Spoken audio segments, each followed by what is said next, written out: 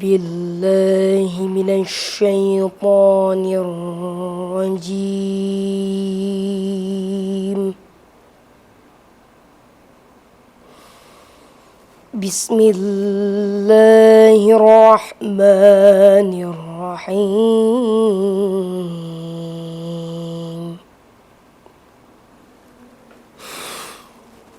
شهر رمضان الذي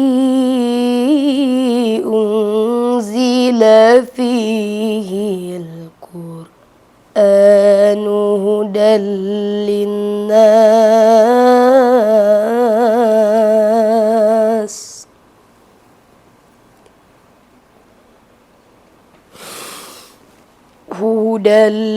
للناس وبينات من الهدى والفرقان.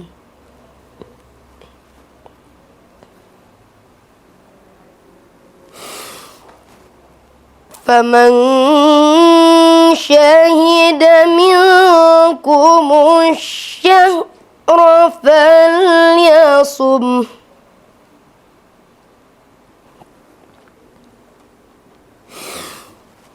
ومن كان مريضا أو على سفر فعدة من أيام أخر يريد الله بكم اليسر ولا يريد بكم العسر ولتكملوا العدة ولتكبروا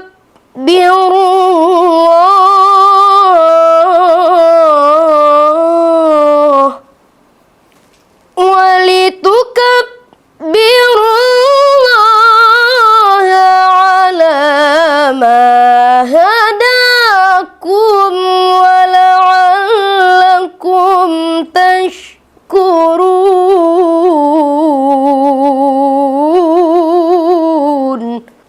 ولتكبروا الله على ما هداكم ولعلكم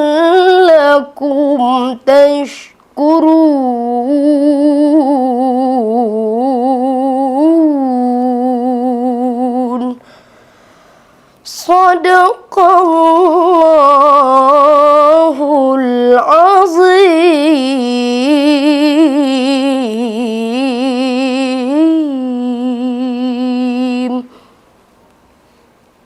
والسلام عليكم ورحمة الله وبركاته.